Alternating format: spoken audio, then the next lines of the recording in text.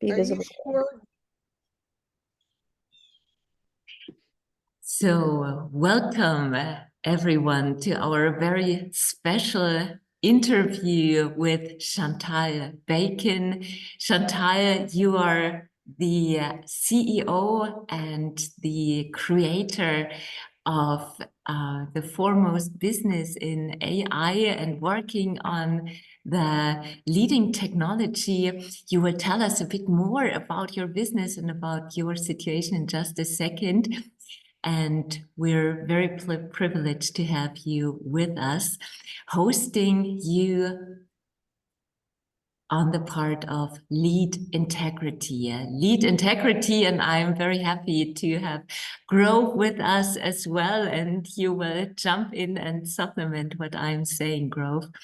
Lead integrity is an amazing initiative initiated by Dr. Aza Karam. It's a women-led initiative bringing together women with different faith backgrounds in a time of crisis. Our world is facing multiple crises, from climate change to wars in different corners of our planet.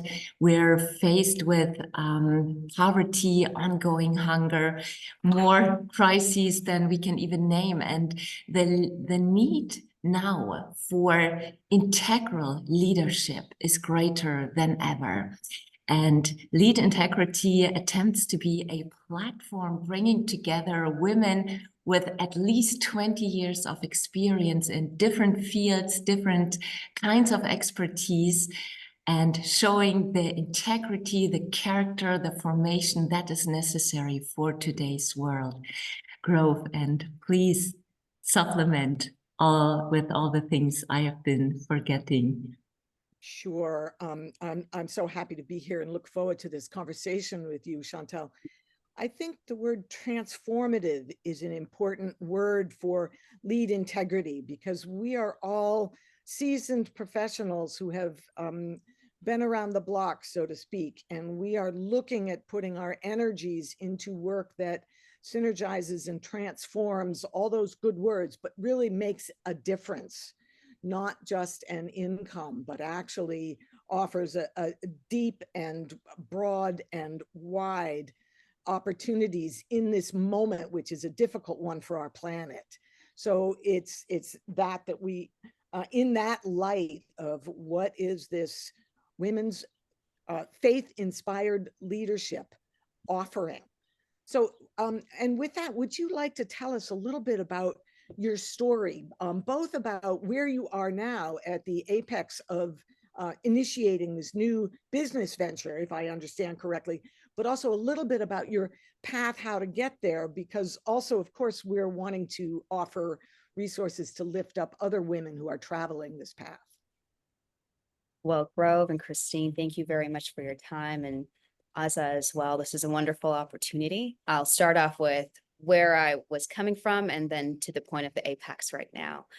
A lot of what you're going to hear about my startup, my AI startup company called CornerstoneX, was actually birthed out of, I would say, God-given dreams. My background was theology and ethics, and I ended up having a master's in that area, but now doing my PhD research on mimicking consciousness in AI. So I pivoted into technology right at the beginning of COVID. And then I learned very quickly, instead of just coming up with innovative ideas and giving it to universities, we should commercialize these ideas and figure out a way where I could offer more job opportunities to women, men, it doesn't matter the gender, but offer opportunities for people to come together and actually further develop themselves around the area of artificial intelligence. While I was on this pursuit to look at my doctoral research around consciousness in AI, what does it really mean to be a human? And what does it mean to have these potential moral agents acting on human behalf to take on different tasks that's there? In the pursuit of following this research endeavor, I ended up also mobilizing a team to come forth. And this is where I will be speaking from that business CEO perspective in this conversation, because I think it's important to have female leaders that are there that are transforming the industry, but also have that skill set to be able to work in different, we call it industry verticals, and speak to these topics. So at the apex of where I am now, I ended up pausing my PhD dissertation research beginning of this year because I realized the work that we're doing and the 3 patents that we're putting out right now around creating an AI metahuman to come into the industry and take on the area of customer sales, service, and support. But it can also go into education, healthcare, different divisions that's there, or we call it verticals that's there in the business sector, because building a platform and getting to this point of creating a product from the genesis of an idea takes a very unique skill set. Right now, where we're at with Cornerstone, I would definitely say by divine intervention that's been with us. We started off a fundraising round. I funded most of this with my husband, to be honest. He left the private equity division to follow my dreams, and surrounded by actually many competent men who have stepped up to say, hey, we're resigning our positions to follow you and to follow the vision that you have as a young female entrepreneur, but we want to support you and stand in the gap. And by divine intervention, we set out beginning of April to start fundraising, getting investor capital coming in. And within 4 months, we've been able to close almost $2 million. We have a signed contract with one client. The second one is going to be within the United States Department of Homeland Security, Customs and Border Protection that's there. And I won't go into details of that because this is now classified information, and where we're hoping to launch our metahuman. It will be in one international airport beginning of next year. And we'll be interacting with different passengers coming into the airport. And the metahuman's able to translate in over 140 languages, but also has vision capabilities where it will now see a person. It can wave hi to a child. It can understand if you're going to pick up a water bottle and you're trying to ask a question, it can pause. It'll wait until you put down your water bottle, and it can help you navigate throughout an airport. That's one use case that's there. So with a tiny team and a vision that I had of 4, we've now expanded to 10 software engineers and are now looking for other positions and people to come on board and join the team as we scale and grow and take this product to a global level. Wow, that does sound amazing, Chantal. And I think it's such an inspiration to hear you, especially as a female leader in a business that I can imagine is mostly male dominated. Actually, by the way, we do also have men working with us on lead integrity. So it's inclusive, but women founded and women led. So I'm wondering, Chantal, this does sound amazing, what you've been describing. And in terms of AI discussions, you sometimes hear about the fear that machines might eventually become the better humans, might eventually even replace humans. Where do you see, or do you see any decisive or lasting differences between humans and AI? So on an anatomical level, you can take it from different perspectives to answer that question. There are multiple differences that's there, but I think it really boils down to this question of what does it mean to be a human? And what does it mean for us to design and create moral agents based off of algorithms and mathematical equations that are taking on some of the roles that humans function and have in the workforce, but also when they're at home? And being able to balance both of those perspectives is where you're going to be able to get quality answers that's there. There's a lot of people that are now in the industry that, because AI for now it's a hot topic that's there, but research has been happening for decades, and it's now at the forefront of conversations and even in the news, and people are grasping to educate themselves, try to understand what's really happening, and bring in some of those ethical frameworks that come in. Personally, on a level, I think that there are huge differences. I don't think AI machines will ever be able to tell us what does beauty really look like. What does love really mean and feel? And being able to understand these concepts will be huge differentiating factors for people I can see it. We will get to that point of general artificial general intelligence that's coming within a couple of decades. Dare I say even 10 years from now, 10 to 15 years from now, when we get to that point in time, you will be able to see robots that would either look like me, that will take on those actions that's there to either carry boxes from one side to another or be the customer service facing agent that's there in a kiosk or a booth when you're going to the movie theaters and you're trying to get a ticket, or you're going to a theme park. You may be seeing screens or digital avatars or actual robots that will take on those positions. And that's where it's going to get very interesting, especially 10 to 15 years from now, when we get to that crux of trying to see, okay, how do you either autonomously work with AI agents and bots that are there, or do we stay clear and leave that to only very specific verticals within business areas to focus on? Thanks very much. So what you say about beauty and love, you know, that we will never have a machine telling us what beauty is and love is. And maybe I would also like to add words like truth, or that might also Justice. where justice and where our faith perspective comes in, perhaps, because the quest for truth, for justice, for integrity, all these concepts, I think, are not only connected innately to what it means to be a human being, but this is also maybe something that we can contribute resources from our respective rich faith traditions. And I'm wondering, Chantal, how is it in your case? And where do you see your own faith tradition come in and perhaps be a resource, provide some guidance in your endeavors? Great question. So I'm going to actually present this around 4 questions that's there for the audience to consider. So going along with the path that you just laid out for us, I would even add, for me, being a business leader, I have a monotheistic faith, a Christian lens, and the way that I'm going to frame these questions. First question would be, how can Christian ethical principles guide the development and implementation of AI to ensure it promotes human dignity and societal well-being?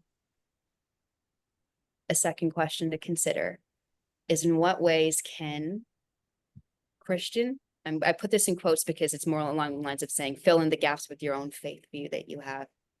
But in what ways can Christian ethical frameworks contribute to the design of AI systems that prioritizes compassion and empathy in human AI interactions? The third question, P.S. I actually think you could take each of these questions and have your own segments of podcasts around this if you so desire with lead integrity. But the third question that's also worth considering is, how should Christian ethical perspectives address and challenge and the implementations of creating AI systems that mimic human consciousness? And the fourth one, which, Grove, I think this also aligns with some of the passions that you have, is what ethical guidelines should be established from Christian perspectives for the development and use of AI systems that replicate the aspects of human consciousness and emotions? So answering those convoluted questions is really what drives me.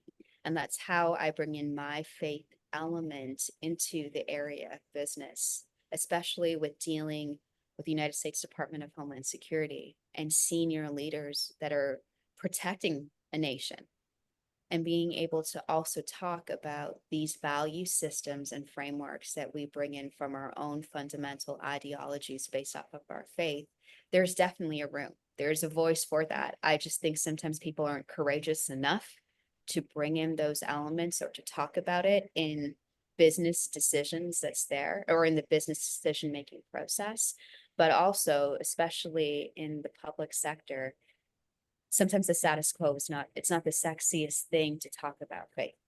Sometimes people choose to leave that aside and outside of the conversations, but especially when you're getting into AI governance and guidance, I think there is frameworks, and answering those questions that I posed to the audience as well as to both of you would help to navigate and bring in a lot more introspective conversations that can connect humanity together.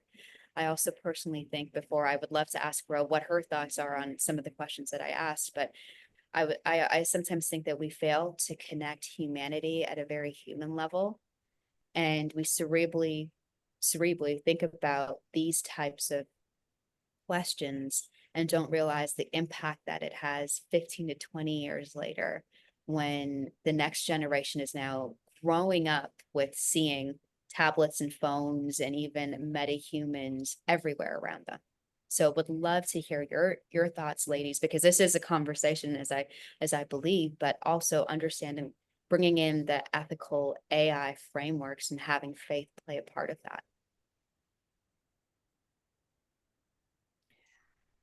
Thank you so much. I'm hoping that we can have additional conversations as your work continues to grow, and as you as a leader command more and more of the pressures around needing to make a profit as well as hold on to these values. And I think that's an area where we really need to have further conversation, because the environmental challenges of our time, our climate crisis, et cetera, ask us to take a step back and see what impacts are and what the externalities are, and make sure those are no longer externalities, at the same time as there's a drive to be first in business, first out of the gate. And these pressures are they're huge, and we need to have those transparently on the table around the conversation about the ethical points you're bringing. And is there a way that you chose this particular line of application because it's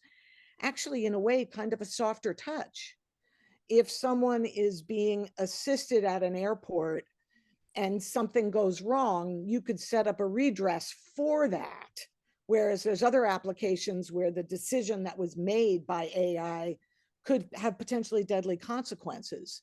So can you say a little more about how you're framing your this particular venture and what your hopes for it is, along the lines that you laid out in those questions? Yeah, absolutely, Grove. I think that's a great sector for us to pivot in, and especially looking at profit for businesses, because that is huge. And it also drives the economy as well too, versus being able to think about what my approach is and the perspective that's there. So to answer your question, for me, I'm really seeking to understand the moral boundaries and the responsibilities in creating machines that are not only performed by tasks, but it also exhibits behaviors and reactions that are characteristically aligned with humanity. Mm-hmm. And I'll pause there to hear more of your thoughts on that, or if you'd like me to unpack that further. I'm happy for you to unpack that further. Yeah. Oh, okay. Fabulous. In my case, and trying to understand, it's trying to see exactly where we take technology in the future. So let's go through that lens and perspective first. Creating machines to perform these human tasks is actually generating a lot of profit. I'm going to combine parts of the element of the sentences that you spoke about, but it's really driving the profit in the business aspect inside, but being able to take on a lot of tasks that are mundane for humans.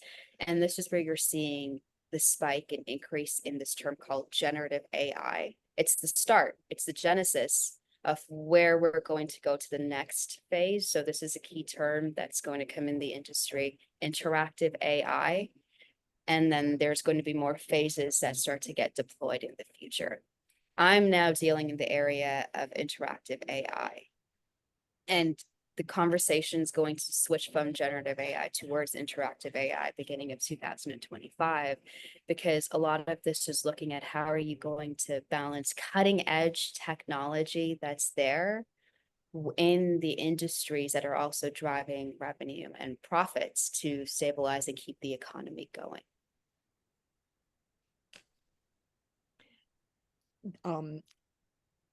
There's some discussion at the UN about changing GDP to actually think about human centering of humans, which I hear your work is doing.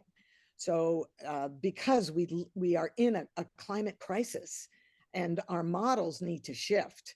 And it's a challenge in the United Nations to think about how are we relying on business leaders to change the dynamics that are actually set up in a global basis. So we're really at a transformative point here. So let me ask you, maybe a little bit more pointedly, how your work as a woman leader, as a woman of color leader, as perhaps a global citizen, how do you make sure that those kind of values are infused into your work? And I'm saying make sure, because otherwise we can assume it right here in this conversation, but we can't assume it always in our crazy world right now with so much fake news and so many of the difficulties around. But so how would you speak to that? Yeah, that's a great question. It really boils down to confidence and character. And I think as a female entrepreneur, being in this ecosystem of technology, business, and governance, it's that crucial point when a person is so confident in themselves and who they were created to be, that they have the courage to speak about their values openly. There are times where I'm forced to make ethical decisions that will not bring us profit, because we should not be associating ourselves with certain private equity groups or venture capital firms. Their business thesis looks very different than what we want, but the dollar amounts are amazing in the millions. Do I go down those paths, or do I stand for my moral compass that I have? And I personally have chosen to go down the path of my moral compass and the values that I have and what I bring to the business, which is why it also attracts a certain level of caliber of people that I want to work with. Right. Many times in my life right now, I'm in my early 30s, but I'm surrounded by people that are in their late 50s and 60s saying, I wish I had the option to work with people that were driven by their values instead of business and profit first.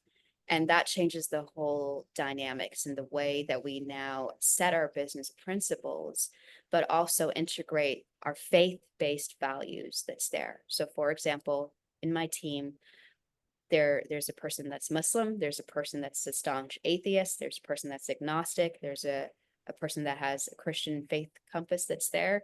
And there are several people in our team that are from the Hindu faith.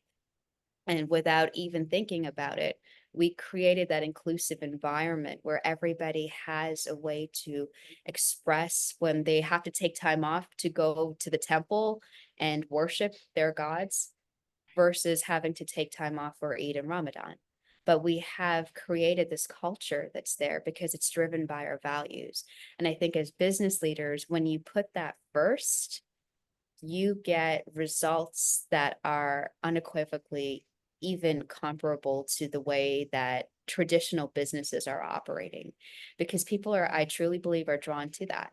And you're attracting talent that is, I would put, quote unquote, priceless, because people can get those salaries, and especially amazing, talented people. For example, our chief technology officer, he was one of the original coders for Microsoft and was there with Stephen Ballmer presenting, showing the algorithms or doing the coding behind the curtain, while the senior executive at Microsoft were just launching their product in the 1990s.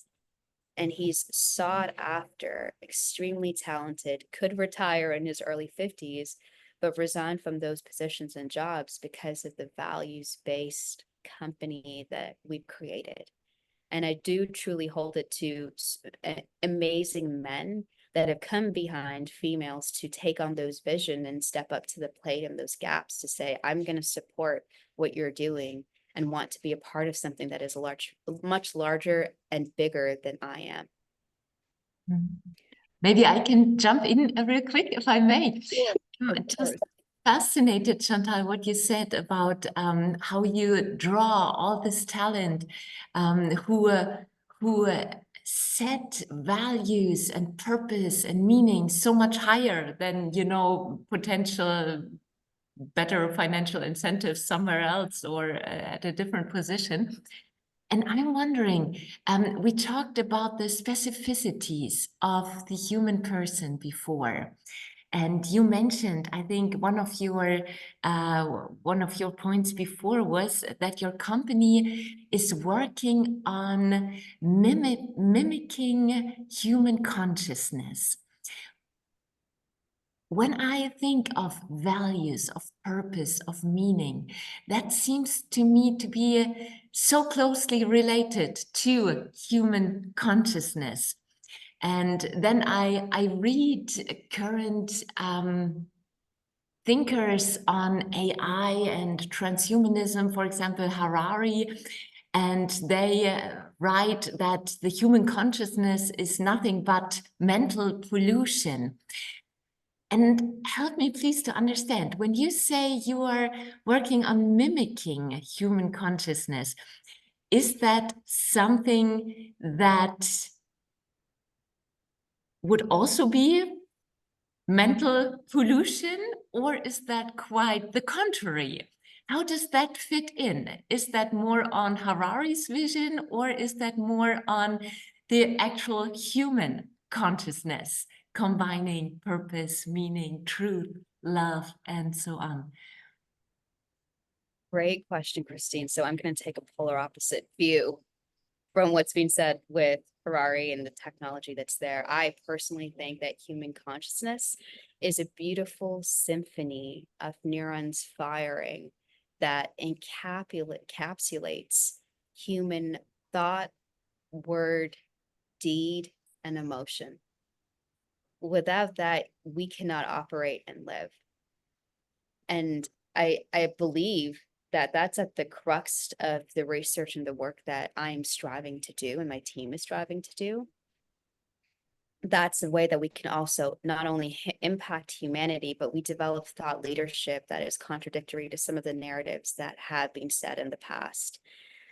For example, one aspect of what we get to do with Cornerstone and the way that I've got the opportunity to design our technology is we're creating metahumans. The way that we talk about our metahuman is actually not just based off of technical features that's there, but we put the features around actual body parts of the metahuman. For example, the heart is a feature. The brain is the feature. The vision is a feature. And discussing what is, now this is on the technical side, what's happening behind each of those features and the importance of people in a consumer level and business side to understand that each of these parts need to function together to be able to operate and move in the right direction.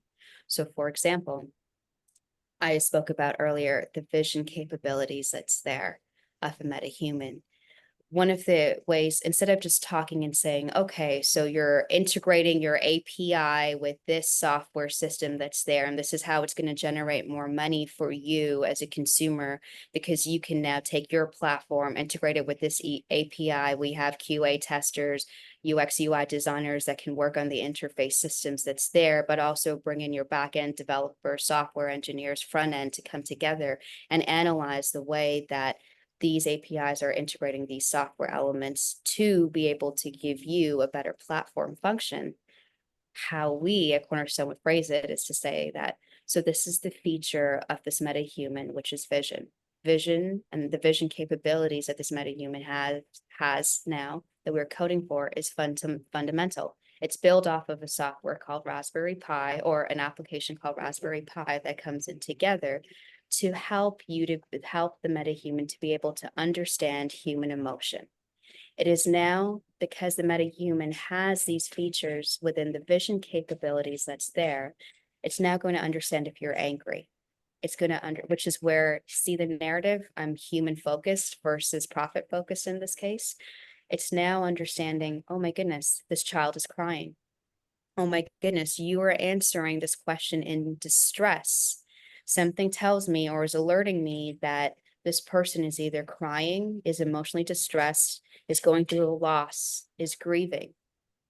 And the avatar, because it's not only just hearing the tonality, so that's another feature, tonality, but going back to vision, it is also seeing the facial expressions that's there of a person and understanding and starting to comprehend what and how to respond to what the avatar is seeing.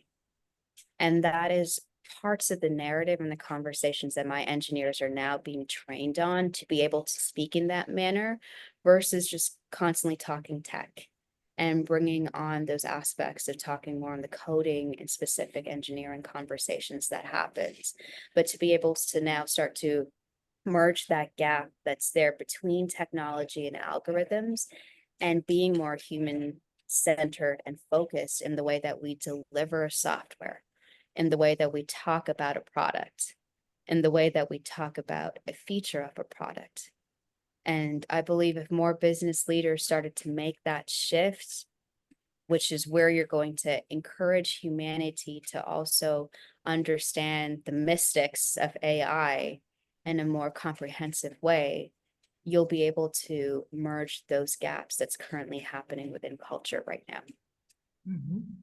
I think you point to something extremely important there, the power of narratives, the power of the stories we tell about ourselves, about our humanness, about our environment. And I wonder, maybe just one quick question, if I understand the story of transhumanism right, it will lead eventually, as the name says, to something that transcends our humanness.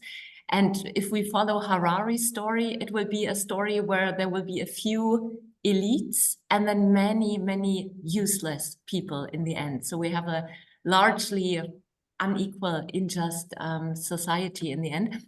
I noticed that you avoid the term transhuman, but rather speak of a metahuman. What do you think is the difference there? And what is Great question. your vision, your story of the metahumans? Yeah, very, very good question, Christine, because it's interesting. Transhumanism has many different connotations to it and can be interpreted from different cultures as negative or positive. And that's one reason why I stay away from that framing and go towards metahuman in this case, because think about the perspective I bring in. I'm dealing with different US government leaders for the nation. And when we had to talk about what is the term, is it transhumanism or forms of that versus metahuman? For me, I think about the Greek derivative of meta, meaning above a human, meta-human. Looking at the capabilities. So this is where some ethical pieces come into play, because I believe in humanity and the intrinsic worth of a human being that supersedes, or I should say exceeds, a lot of fundamental aspects of technology right now.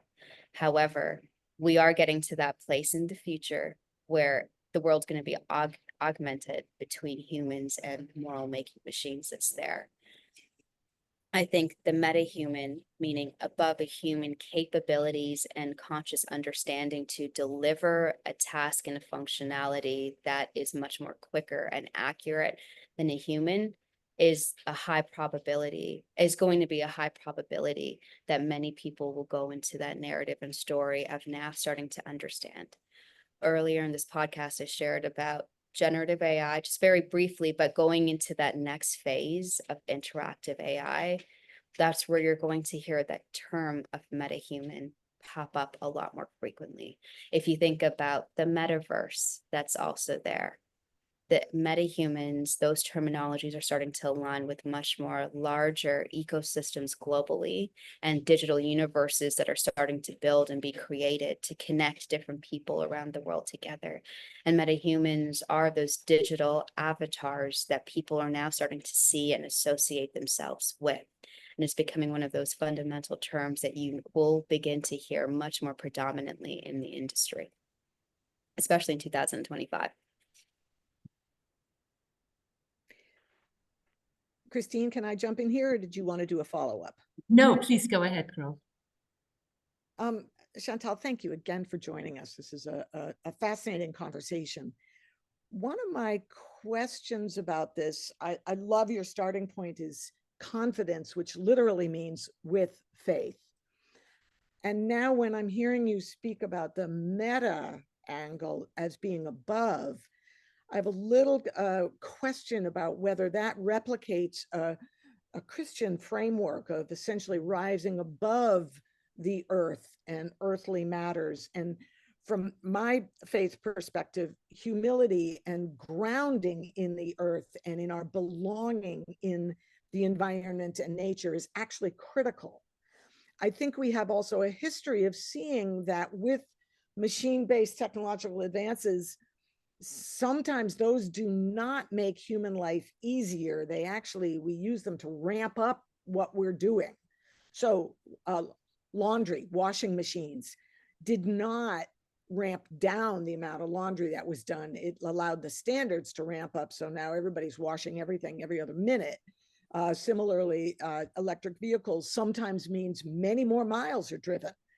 And so I wondered if you could think with me about the concept of humility and how is it that what is a technology that is screen-based, that is digitized, how is that going to help people get more time and focus to have that love, to have that beauty, to be grounded in the earth, to grow their own vegetables in a time when we have so much fake food around us?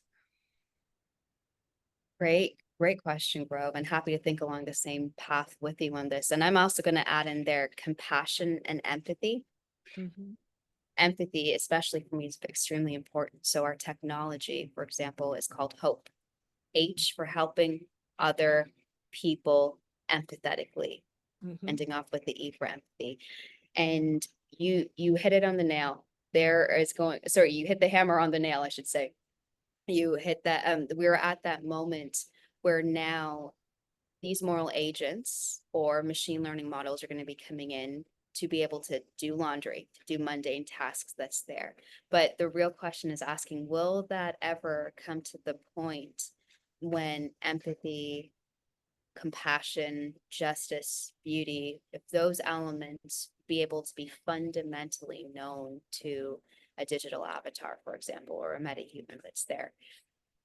This now, on a personal note, I really grapple with this because I would like to believe and think it will never happen. And that's the narrative I tell myself. But this is the reason why I surround myself with many competent engineers, computer scientists, and coders that are there who are constantly tackling this problem day in and day out, and their paychecks rely on this.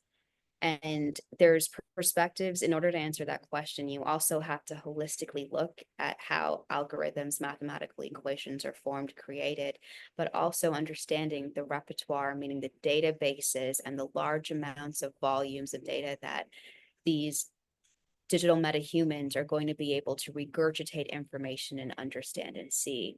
And taking that and being able to either carbon copy or mimic and look at the way that the brain fires and has neurons and recalls memories that's there and goes into parts of the brain that would be able to retrieve past memories, past information that's being gathered, and regurgitate and spit out an accurate depiction of an answer that's there.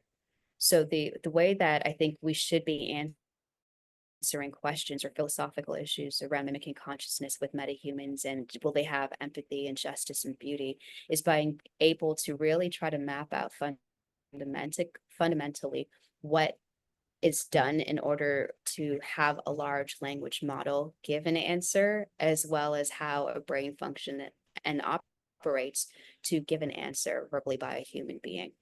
And when you start to put these two in parallel with each other, many of the processes that's happening are either similar, identically similar, or I shouldn't say identically, they're similar enough to be able to give high probabilities and outcomes, but they're also extremely fundamentally different by the way that a neuron is built and adapted and how it's wired and it fires, etc., versus how large language models have different entry points of data and where it goes into these systems and what it spits out and comes with the outcomes that's there. And to be able to do both at accelerated time. So the reason why my hand gestures are important, because I'm trying to mirror and show you that it's coming to that place and point in time where both are almost becoming parallel, but the way that machine learning models are now going is much more quicker and faster than a human would be able to spit out a piece of knowledge or a memory from the past that can talk about what beauty means. An AI system can easily think about ChatGPT, for example. Now they can easily give different responses that's based off of what it's being trained and brought forth. So we're already at the time where they're understanding data, but can it also now determine what does that look and feel? That's extremely questionable. And that's one of the reasons why I'm now doing my doctoral dissertation in this area, because I want to map, track, and measure what happens in the next 3 to 5 years in this space. And it's going to be very interesting when we get to 2030 and the advancements with AI models now to where it will go and be in 2030 will look very fundamentally different. Right now, sometimes we're going into prompt engineering and going on a computer and typing in questions, but you're going to start to see a major shift and change where that itself will be obsolete 5 years from now. That is so fascinating, Chantal. Wow, I was so deeply enjoying our conversation. Amazing. I'm wondering, listening to all you are explaining to us, these moral agents, and I must admit, as a theological ethicist, I have a bit of a question mark in my head of calling a machine a moral agent, because to me morality is indissolubly linked to a human being, and it might, to my understanding, it's a bit misleading to call a machine a moral agent. But my question is actually, how do you see the role of the body? You know, we as human beings, we are embodied entities, right? And it's the body that we cannot do anything without. We cannot even think without, or think of human rights. Human rights only make sense if they are connected to a body. So I wonder how, with all the work you're doing on creating different bodies and embodiments, how do you view the role of our humanness as embodied entities, Beings. embodied Yeah. beings? Correct. Yes. That for me is a very personal question, because I think it's not only just the body, but it's also the soul. I have my own moral framework that's there for me around the soul essence of a person. And it may look different for everybody, but I think the body and the soul together is something that an AI avatar, I should say a metahuman, will never be able to replicate and be able to further take into any level and capacity. That's really when you get to the nitty gritty of it, and studying philosophy, theology as well too, it really boils down to those two elements, the body and the soul combined together. I think that it is a beautiful composition. I think human rights are based off of those approaches, but also what's there. And the reason why I link in soul is because there's a saying in Christianity, which is, remember you were dust, and to dust you shall return. We're born from elements of life that's there, but then there's a form of death that nobody ever escapes. And that is where that essence of the soul of a person, I believe, still lingers and lives on. And an AI metahuman will never be able to replicate or mimic that, and will never comprehend or know how to.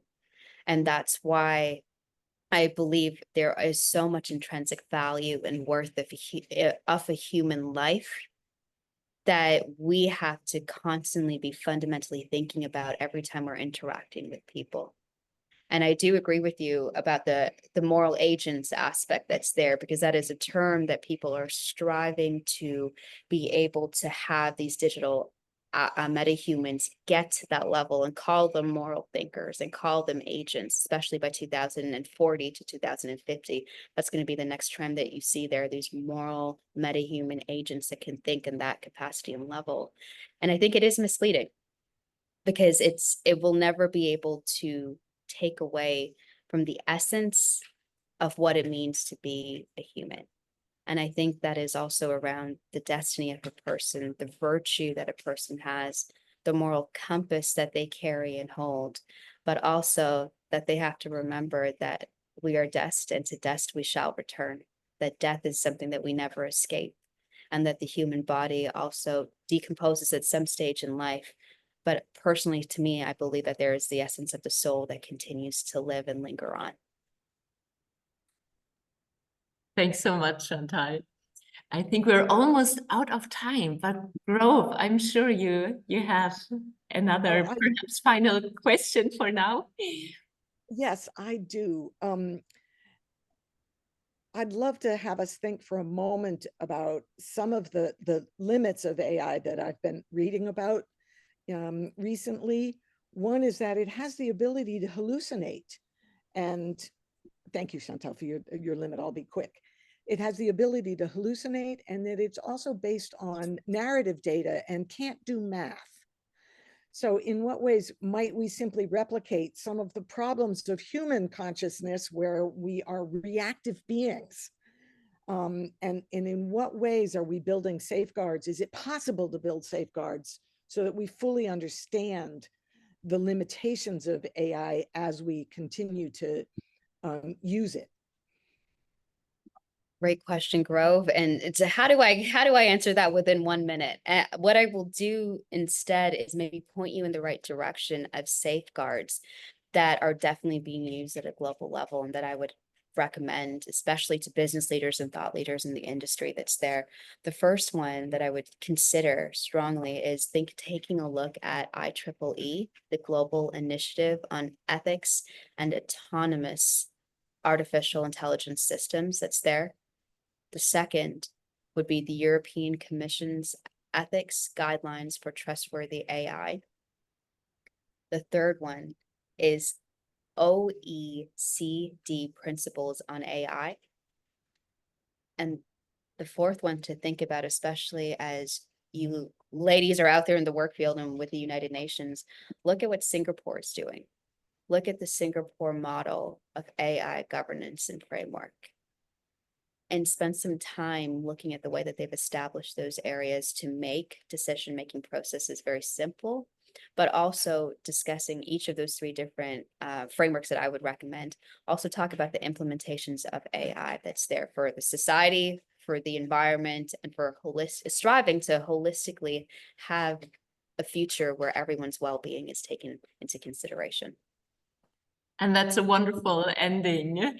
Chantal, thank you so very much for your time. It's been an enormous privilege and pleasure to learn about you, your thoughts, your amazing company, CornerstoneX. Thanks so much for joining Lead Integrity today, and I hope the conversation continues. All the best to you. Thank you so much. It's been a pleasure. Thank you, ladies, for your time. This was excellent. Wonderful.